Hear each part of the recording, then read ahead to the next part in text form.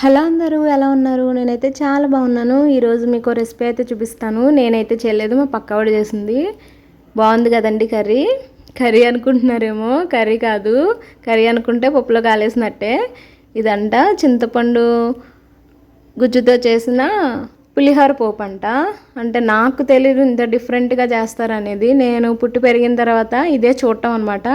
నేను ఇందాక చూపించిన పౌడర్ని పోపులో వేసేసి వేయించేసింది, వాటర్ వేసి. ఆవిడైతే ఏం లేదండి, ఉల్లిపాయలు వేసింది, పచ్చిమిర్చి వేసింది, పోపులు అంటే కూడా ఏమీ లేదు, ఆవాలు ఒకటి వేసింది, పుట్నాల పప్పు, ఈ పౌడర్ వేసి కొంచెం వాటర్ వేసి దాన్ని మంచిగా అయితే కలిపేసుకొని వేడివేడి అన్నంలో వేసేసి కలిపేసింది అనమాట.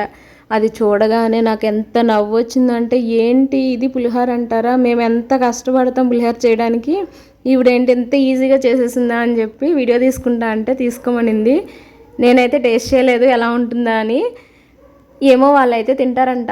ఊరు దాటిన తర్వాత, రాష్ట్రాలు దాటిన తర్వాత వాళ్ళ వాళ్ళ రుచులు అనేది వేరుగా ఉంటాయి కదండి. మనం ఎవరిని కూడా కామెంట్ చేయడానికి లేదు. వాళ్ళ టేస్ట్ వాళ్ళది, వాళ్ళకి నచ్చుతుంది.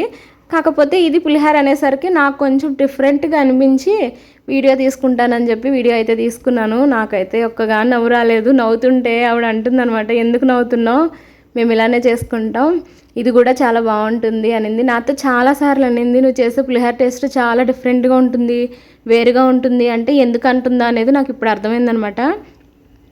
నేను ఇంతవరకు ఎవరిని చూడలేదు పులిహోర పోపులో ఉల్లిపాయలు వేసి తాలింపు పెట్టిన వాళ్ళని, వీళ్ళనే చూశాను.